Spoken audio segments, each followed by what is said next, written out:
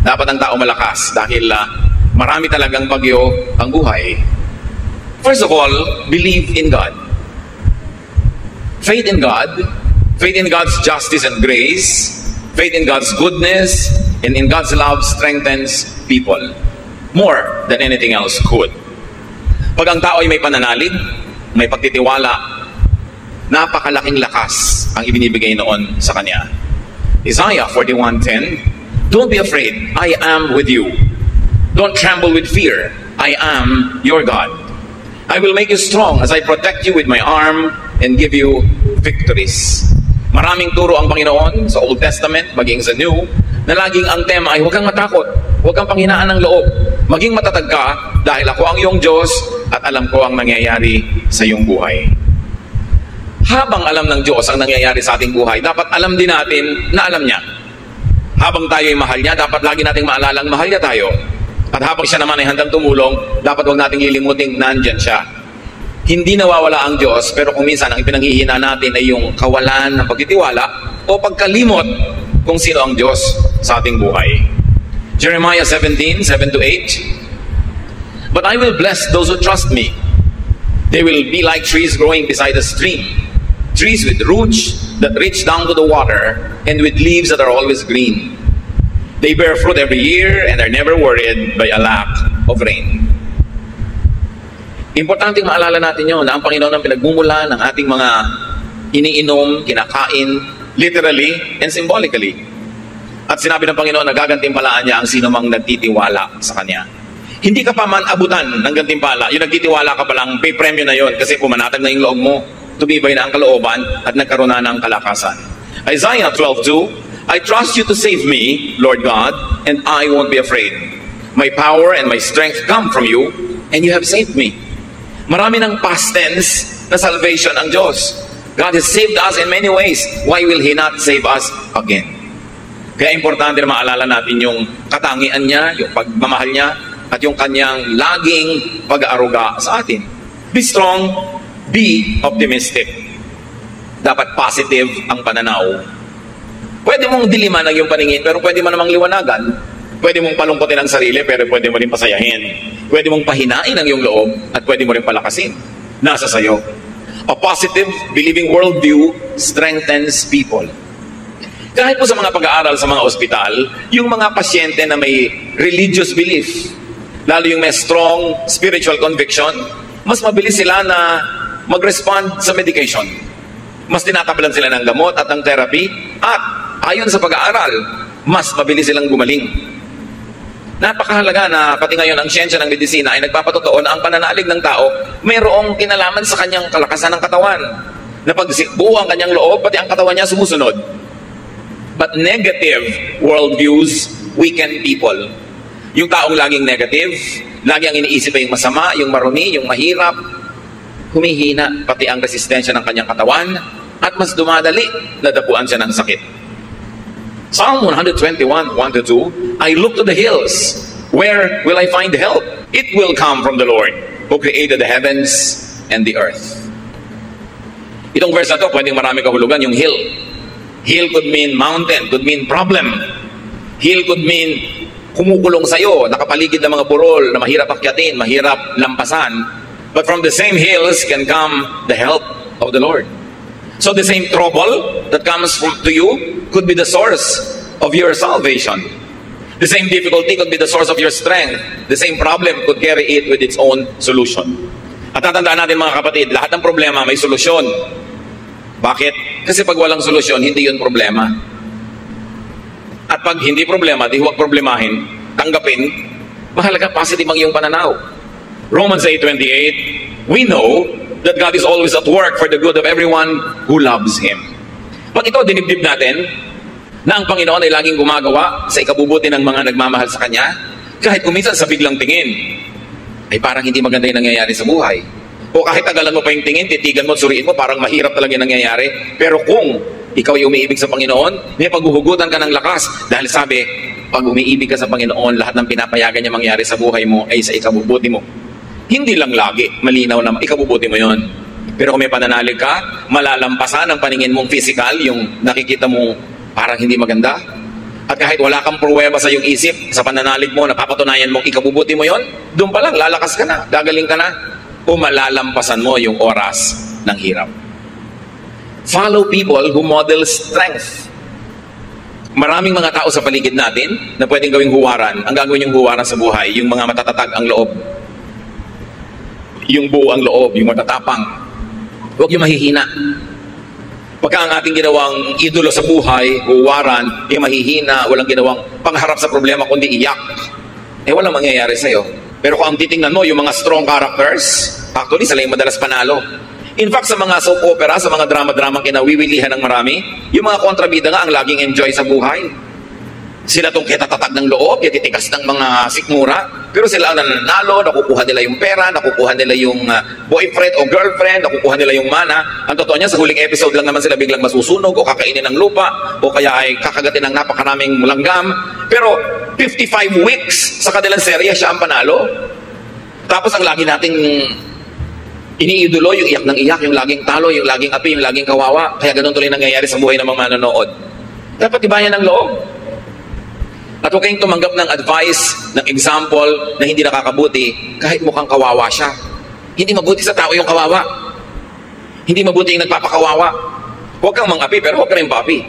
Psalm 1:1-2, God blesses those people who refuse evil advice and won't follow sinners or join in sneering at God.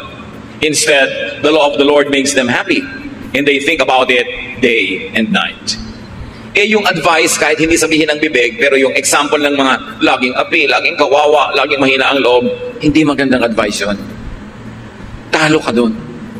Dapat ang tao matibay. Pinatitibay ng karanasan, pinatitibay ng kung sino ang tinititigan at tinutularan. How else do you become strong?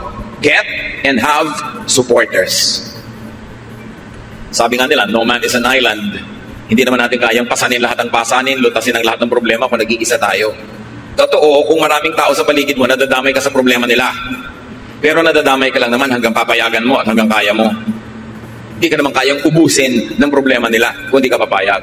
Yung iba umiiwas makipagkaibigan, makipag-close friendships kasi ayaw nilang madamay sa mga utang, mga problema ng iba. Pero tandaan nyo, sa inyo naman problema, sa inyong pangangailangan. Sa kahit paminsan-minsan lang pero dumadating ang oras ng kahinaan, kagipitan, napakahalaga that you have a support system. Napakahalaga na may mga tao sa paligid natin na nagsusuporta sa atin. Pero siyempre, susuportahan ka lang naman kung supportive ka rin sa kanila. Kaya willing ka dapat to invest in human relationships. Yung human relationships, kuminsan abala yan eh. Abalang makipagkwentuhan, abalang makaladgat mayaya doon, pumunta sa mga event yan na hindi ka laging interesado. Pero isipin mo na rin na sa ikabubuti mo rin yon.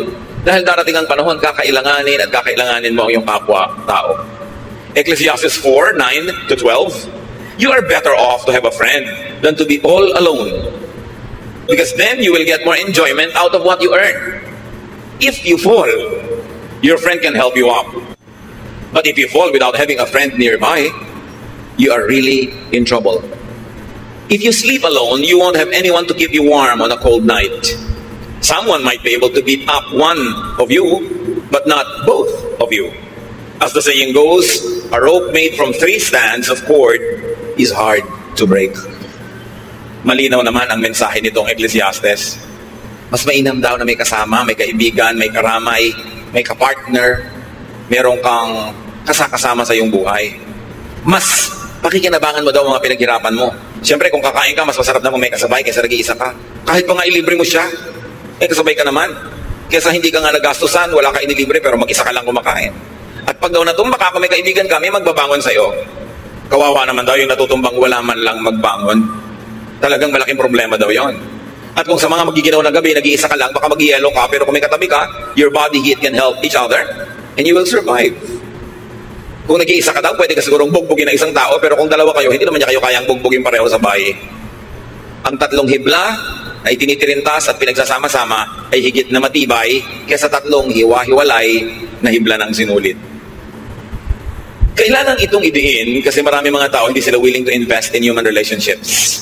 They are too engrossed with themselves. They like to have the resources only for themselves. Ayaw nila magbigay, ayaw nila mag-share, ayaw nila maabala. Pero mabuti lang yan habang ang tao ay bata at malakas. Kaya yung yabang nasa kabataan. Kaya mo magyabang, kaya mong manikis ng kapwa, kaya mo mag-isa. Kasi malakas ka pa eh. Pero dumarating ang panahon na humihina ang tao, tumatanda, na nakakatayo ka na lang nakakalakad dahil inaakay ka ng iba. Doon mo ngayon maiisip ang halaga ng mabuting pakikisama at pakikitungo sa kapwa. Dahil sino sa mga inapi mo, hindi mo ginawa ng mabuti, ang magiging handa na tumulong sa'yo. Yun ang mga tinulungan mo nun, hindi rin lahat willing na tulungan ka, lalo naman yung hindi mo tinulungan. Kaya dapat ang karunungan dumarating habang kabataan pa lang. Pwede ka magyabang pagbata ka eh. Kayang-kaya mo mag-isa. Pero hindi laging ganon ang buhay. Gusto niyo maging malakas sa oras ng inyong kahinaan? Na wala na talaga kayong lakas? Panghihiram kayo ng lakas ng iba. Kaya kung marami kang tinulungan, marami kang pinahiram, sakali namang di ka makalakad, akayin ka naman ng iba, yung lakas niya ang nagiging lakas mo. Kung di ka makakita, yung pananaw at paningin ng iba ang nagiging paningin mo. Hindi ka makagalaw dahil na-paralyze ka, yung braso, yung kamay ng iba ang gumikilos para sa'yo. In other words, may lakas ka pa rin. Bigay ng iba. Kaya huwag tayo dapat magkukulang sa pagbibigay ng lakas, lalo sa panahon na malakas naman tayo. Hindi naman natin ikamamatay tumulong. At yung lakas na ginamit mo ngayon, hindi mo kayang i-save. Pag hindi mo na nagamit yun today, wala ka nang paggagamitan nun. Bukas may ibang lakas, ang ibang mga gawain. Dapat ang tao may kaibigan. At hindi tayo dapat maging maramot na yung ating mga mahal sa buhay ay makipagkaibigan sa iba't ibang tao. Kuminsan kasi may mga magulang, may kapatid na sobrang mga seloso. Ayaw nila na yung mga anak nila ay nakikipagkaibigan kung kani-kanino.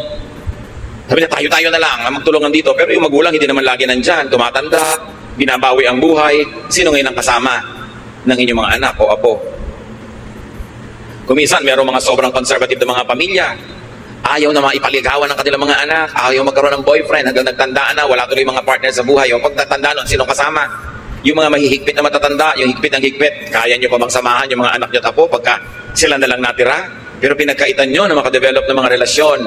Kaya dapat hindi tayo ganon. Hayaan natin na yung mga tao makadevelop ng mga kasama nila. Hindi naman natin masasamahan habang panahon.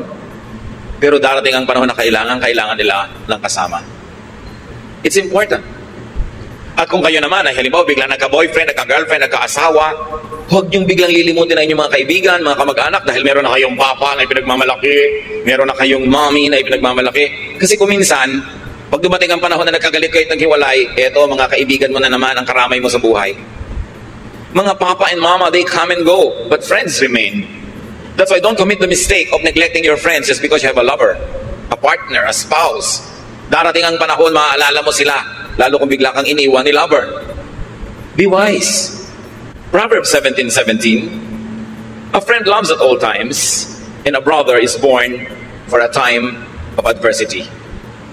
At sabi sa Proverbs 17:17 din, sa ibang version, a friend is always a friend, and relatives are born to share our troubles. So ang mga kaibigan natin, ang mga kamag-anak ay talagang nandyan para makihati sa ating mga problema. Ang dapat magsasabi nun yung tumutulong, hindi yung nagpapatulong na parang duty tuloy ng iba na tulungan ka dahil sabi ng verse. Pero ang nagsasabi nun, tutulungan kita. Gusto kitang tulungan, sabi ng verse, kaya kami kamag-anak, kaya kami kaibigan para tumulong. Pero huwag niyo masasabi sa kamag-anak niyo, hoy, kamag-anak kita, therefore duty mong tulungan ako. Nawawalan ng motivation ang tutulong pag ganon. Mga kapatid, may isa pang napakahalaga para ang tao maging malakas. Sa paghanap ng mga problema, kasakitan, mga suliranin, earn and save money. Dapat kanta ka ng money, money, money, dahil talagang mahalaga ang pera. Kung hindi pera, o dagdag sa pera, dapat meron ka insurance. Meron kang pension pagtanda mo. Kaya yung mga tao sinasabihan natin, oy, magbayad kayo ng SSS payments nyo para pagtanda nyo, meron kayong pension. Tapos sabi, magkano na yun? 6,000 a month. Aba, pag wala kang kapera-pera, malaki na yung 6,000. At kung walang magpalibing sa'yo, at least bigyan ka man lang ng SSS ng kabaong na styrofoam.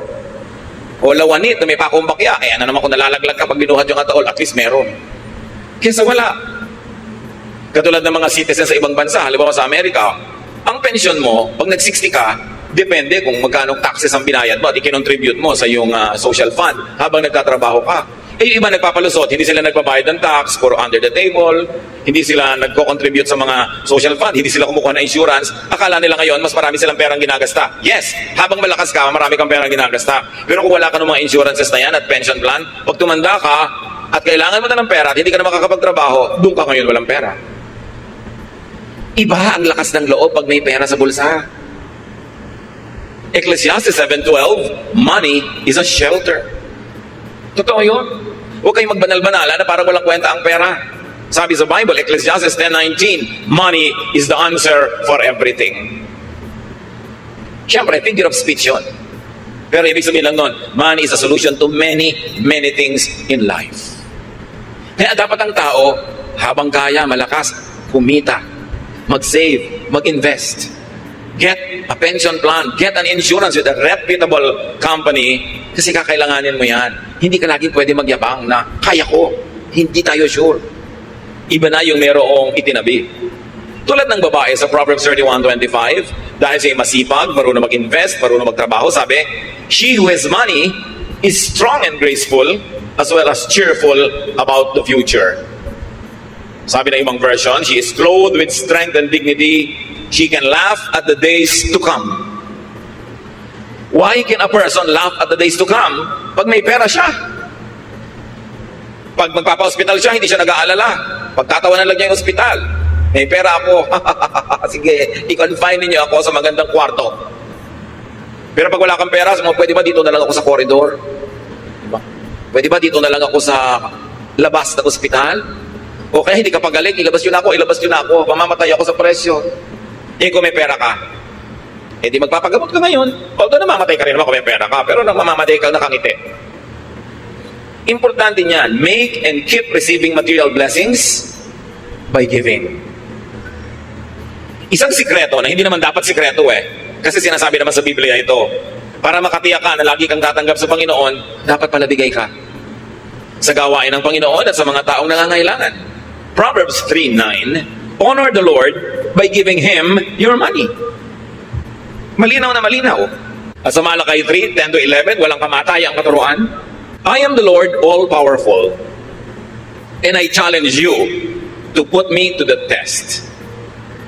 Bring the entire 10% into the storehouse so that there will be food in my house. Then I will open the windows of heaven and flood you with blessing after blessing. I will also stop locusts from destroying your crops and keeping your vineyards from producing. Ang Diyos nang hahamon. Sabi niya, hinahamon ko kayo. Subukan niyo ako. Huwag kayong mandaya sa inyong mga tithes.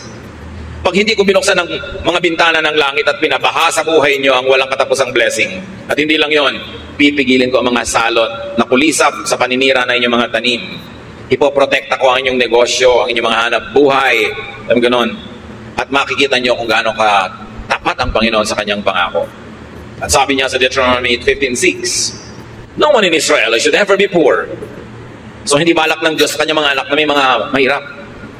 The Lord your God is giving you this land and He has promised to make you very successful if you obey His laws and teachings that I am giving you today. You will lend money to many nations, but you won't have to borrow. You will rule over many nations, but they won't rule you. That is a promise. Pero mayroong kondisyon. Kung susunod ka sa kanyang mga utos, hindi nyo mararanasang mangutang, kayo ang magpapautang. Hindi nyo mararanasang mangamuhan, kayo ang magiging amo. Pero may kondisyon. Maging tapat tayo sa Panginoon, maging generous. Alam niya kung paano magsukli sa ating buhay. Isa yan na hindi natin naaalala na madalas, na isang napakalaking insurance, savings account, yung ikaw ay giver. Ikaw ay generous, even to people that are not close to you, but who are needy. Bawat bigay mo sa nangangailangan, bawat bigay mo sa gawain ng Panginoon, ang Panginoon na magsusukli. At sa palagay nyo kaya, papayag ang Panginoon na may utang siya sa inyo? Oras na ikaw ay nagbigay, lalo kanyang bibigyan. Kasi di naman pwede, mas marami ka pa ibinigay sa kanya, siya ang Diyos. Maraming tao na ang nakadiskubre nito. Merong hindi pa rin madiskubre kasi ayaw subukan. Pero yan talaga ang secret of a very abundant life, to be generous. How else do you become strong? Practice facing and handling hardship. Kung lalaban ka ng contest, dapat may practice. Kay athletic o artistic contest dyan, o dance contest, o singing contest, may practice. Kung lalaban ka sa mga hirap ng buhay, dapat yan may practice. Kahit bata pa ang tao, lalo't bata pa nga, mas dapat turuan na humarap sa mga problema. Parents, let us not overprotect our children. May mga assignments sa school, hayaan nyo sila gumawa, huwag nyo igawa para lang tumaas ang grade. Hindi naman sila yung gumawa, dumali ang buhay nila. Sa palagay nyo, anong naituro nun sa kanila na karakter? Wala. Aasa sa inyo. Kaya 50 years old na, umaasa pa sa inyo. Kasi sinanay nyo. Don't do everything for them. At habang maaari sana nga, kahit kaya nyo paligiran sila ng mga mag-a-assist sa kanila, give them household chores. At kahit napakarami yung pera, hayaan nyo silang matuto magtipid. Huwag silang palanguyin sa pera. Kasi mahirap na masanay sa buhay na sobrang maginawa, madali, maluho. Kasi hindi naman ganun ang totoong buhay. At hindi naman kayo laging nandyan para sila bigyan nun. At nandyan naman kayo, hindi naman tayo sure na lagi kayong may ibibigay. James 1:2-4, my friends, be glad even if you have a lot of trouble. You know that you learn to endure by having your faith tested. But you must learn to endure everything so that you will be completely mature and not lacking in anything. Pagtiisan daw ang dapat pagtiisan. Pagtiyagaan ang dapat pagtiyagaan para kayo lumago. Walang kulang sa inyong pagkatao, sanay kayo na bumata ng hirap. And as we have said, it's better to practice early. Kaya sabi ni Balagtas sa Florante at Laura, pag-ibig anak ko yaking nakilala, di dapat palakihin ang bata sa saya. At sa katuwaan kapag namihasa, paglaki walang hihinting ginhawa. Para ng halamang lumaki sa tubig, dahil nalalanta, munting di madilig. Ikinaluluoy ang sandaling init, gayon din ang pusong sa tuway maniig. Kaya sabi niya, ang laki sa layaw, karaniway hubad, sa bait at muni, sa hatol ay salat. Masaklap ang bunga ng maling paglingap, habag ng magulang sa irog na anak. Pag inispoil mo ang bata, ano mangyayari? Weakling, mahina, walang buto. Mahina ang sikmura, mahina ang loob. Kailangan mabuhay ka forever para mo siya samahan. Kaya kailangan turuan ng practice. Sabi sa Proverbs 22:6, teach your children right from wrong. And when they are grown, they will still do right. Train agad ang mga bata. How else do you become strong? Do not overly depend on others. Lahat ng tao, binigyan ng Diyos ng lakas. Huwag kang laging manghiram ng lakas ng iba. Huwag kang laging umasa, sumandal.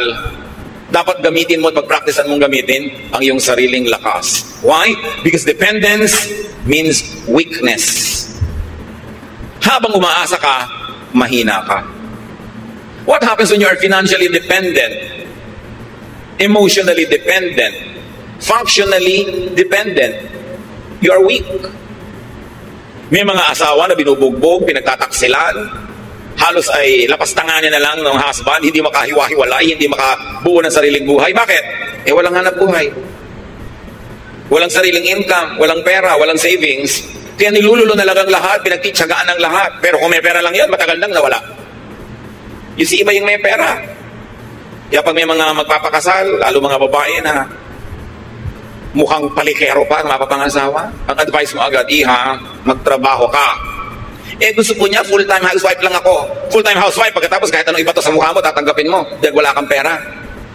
Kailangan may pera ka. O kaya kung siya nagtatrabaho, nasa pangalan mo savings. Para mayroon ka maipagmalaki. Hindi yung kawawang-kawawa ka dahil isusumbat pa sa'yo. Kita ko lahat yan, pera ko lahat yan. Diba? Pagka ginawa sa'yo ng husband mo yun, singilin mo siya ng lahat ng serbisyo mo. Security card ka ng bahay, plumber ka ng mga gripo ninyo, diba? Nurse ka ng mga anak, taga-sundo ng mga anak, cook ka ng mga pagkain, labandera ka, at whore ka pa sa kanya. Doon ka malaki sumingil. Diba? Laki mo singil. Para hindi akala niya siya lang ang may kita. Pag binayaran nga ang housewife sa bahay, kulang pa yung sweldo ng husband eh. Kasi yabang-yabang pa, kape. Sino pumapalakpak dyan sa likod? Diba? Siguro binubusan nila ng kape yung humihingi. Marami namang husbands, bababait ha. Pero kung minsan, pagka biglang nahumaling kung kanino, nawawala ang bait. Kaya dapat secure kayo, meron kayong sariling income, itaktak nyo sa utak nyo yan. Hindi naman ibig sabihin na may income kayo, ilalayo kayo, hiwalay, pero mabuti na yung meron kayong choice. Hindi kayo overly dependent. 1 Thessalonians 4:11-12, live in a way that you won't have to depend on anyone. Ganon din naman yung mga magulang eh. Minsan sayang lang, medyo huli na sa iba, pero habang maaga pa, secure yourself. Huwag kayong umasa sa iaabot-abot lang ng mga anak nyo in the future. Dahil kung minsan, ang dalang ng abot. Ang konti. No? Napa-hospital ka ng 7 araw, bibigyan ng pambili ng medical. O eto po, pandagdag. Ha, pandagdag! Ang liit naman yan para ibang dagdag. Pero paano kung umaasa na lang kayo dahil wala kayong isinubi? Be strong. Do not overlove or overneed anyone. Love mo, yes, but do not overly love. Kaya nga sabi ni Lord, unahin mo siyang mahalin kahit hindi iba. Yung world, hindi laging masama. But anything that is really permanent. Sabi sa 1 John 2:15, do not love the world or anything that belongs to the world. If you love the world, you cannot love the Father. Yung nagmamahal, ilagay niyo sa lugar. Pag sobra kayo nagmahal, talo kayo. Di lang kayo maalala. Wala na kayo sa sarili. May mga tao nakatitig sa cellphone nila eh. Talaga nakatitig. Abang na may dumating na text. Dumating ka na, dumating ka na, dumating ka na. Wala namang dumadating. Mga advertisement pa ng kondo ang darating. Eh, paano sobrang nagmamahal? Magmahal kayo pero ilagay niyo sa lugar. Hindi dapat kawawain ang sarili. Do not be anybody's satellite. No one is as weak as a person who is madly in love. You weaken yourself. Nilululo ng katwiran, nilululo ng pinag-aralan, nilululo ng lahat-lahat. Bago lang matauhan, na-damage na siya. Kaya dapat may ititira ka sa sarili mo. Marunong ka siyempre magmahal because God is love and we have to love, pero huwag kang magpapakabaliw ng sobra-sobra. Lalo sa hindi naman nababaliw sa'yo.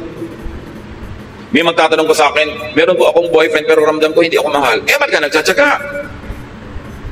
Bakit? Hindi ka pala mahal. Humahanap ka ng sakit ng katawan. So, kailangan magpakatalino ang tao. We were created by God to be healthily independent. Kaya kahit may kakambal ka, pinapakanak ka mag-isa. Mamamatay ka mag-isa. Haharap ka sa Diyos mag-isa. Ibig sabihin, kaya mong harapin ang maraming bagay sa buhay kahit walang kasama. Although, mas masarap kung may kasama. Pero huwag kang magpapadaya sa kasinungalingan na kung wala kang kasama, hindi ka na mabubuhay. Yun ay isang kasinungalingan. Napaka-importante kahit nga sa ina. Ang unang-unang nangyayari sa bata pag ipapanganak, malalagot ang pusod. It's a declaration of progressive independence. At dapat yun, suportahan ng magulang at ng lahat na maging independent yung bata habang tumatagal. Psalm 146, 3-4, you can't depend on anyone. Not even a great leader. Once they die and are buried, that will be the end of all their plans. Sabi, hindi ka pwedeng umasa sa iba kahit magaling pang tao yan. Dahil pag namatay yan, paano ka? Maasa ka. Dependent ka.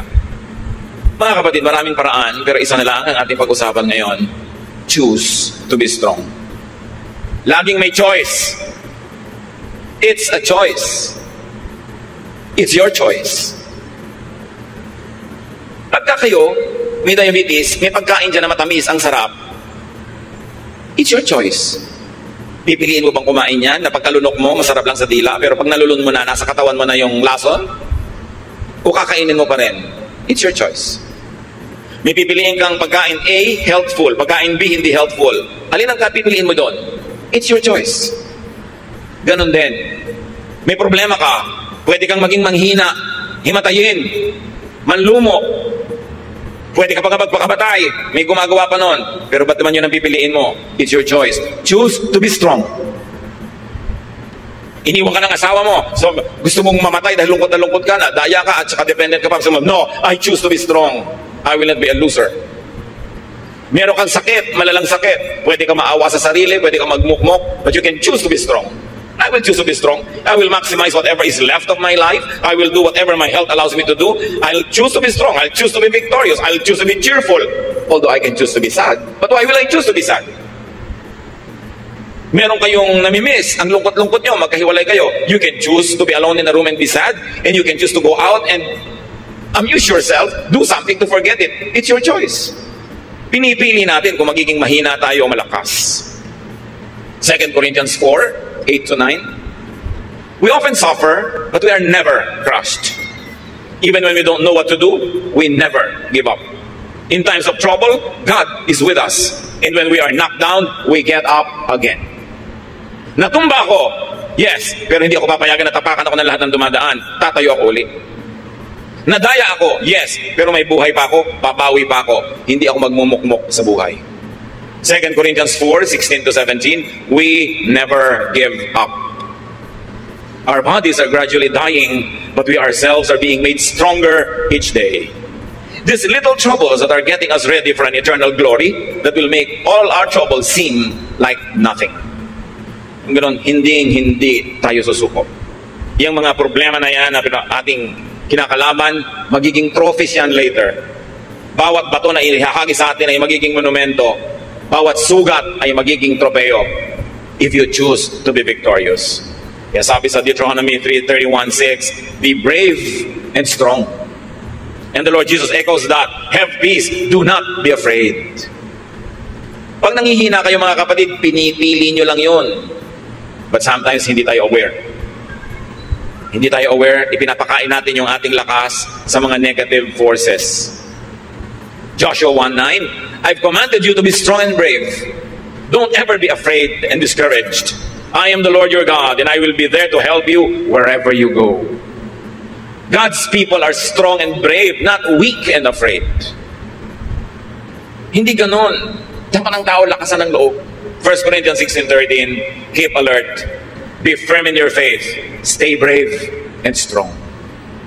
Wala kayong kaharap ngayon o haharaping problema na hindi na nakaharap ng mga tao noong unang panahon pa. Walang bago sa mundo. Walang bagong problema ang hindi pa nadinig ng Diyos na idinaing sa Kanya ng mga tao. Walang bago. Therefore, lahat yan may katapat na. Lahat ng kahinaan ay may katapat na lakas. Ang lahat ng tanong ay may katapat na sagot. Pusali man ay may katapat na langit, sabi nga ng matatanda. So huwag tayong lagi na lang mag-awa-awa sa sarili. Huwag laging magpaawa sa kapwa. Kumusta ka? Eto, kawawa naman ako. Eto, mahina ako. Eto, may sakit ako. Ang dami mo na mapipili kibalita. Kumusta ka? Pwede mo sabihin, wow, ang saya ko, nagising pa ako ngayong umaga. Pero pwede mo sabihin, ang taas-taas nga ng BP ko. It's your choice. Anong gusto mong topic? Pero mga kapatid, ang laging gusto nyong topic ay yung kayo mahina, kayo kawawa, kayo walang pera. Mapapansin nyo, pakonti ng pakonti ang gusto makipag-usap sa inyo. Sino naman ang gusto makipag-usap sa laging daing ng daing? Yung kausap nyo, marami rin dapat idaing, pero hindi lang niya idinadaing. May problema siyang dala-dala, tapos itatambak nyo sa kanya yung problema nyo. Dinadoble yung dala niya para lang gumaan ng pakiramdam nyo. Sa palagay nyo, tatagal lang kayong kausapin ng kapwa. Choose to be cheerful. Hindi laging dumadaing. Lahat tayo may dalang problema. Lahat tayo mayroong mga difficulties. May kanya-kanyang lungkot, may kanya-kanyang hirap, kanya-kanyang takot. Pero bakit mo kailangang isiwalat at itambak sa kapwa mo yun lagi? Kakadalaan ka lang, pagsasawaan, lalong mawawala ng tutulong sa'yo. Pero pag strong ka, you attract people to be near you. And when people are near you, you get helped, even without asking for it. And you can help other people also. Life really could be full of hardship and trouble, but we are not without a helper. John 16:33, Jesus speaks, I have told you this, so that you might have peace in your hearts because of me. While you are in the world, you will have to suffer. But cheer up, I have defeated the world. Sabi ni Lord, walang bago sa mga sinusumbong mo. Kasama ng buhay yan. May pagdurusa, may paghihirap. Pero huwag kang mahinaan ng loob. Lakasan mo ang loob mo kasi nagapi ko na ang lahat ng yan. Napagtagumpayan ko na yan. Stay with me because I am with you. The Lord is victorious over suffering. Seek the Lord. Sa Kanya tayo lalapit. Take shelter in the Lord. Receive strength from the Lord, from others, and even from within yourself. At napakahalaga mga kapatid, because we are cognizant that many people are suffering, strengthen others.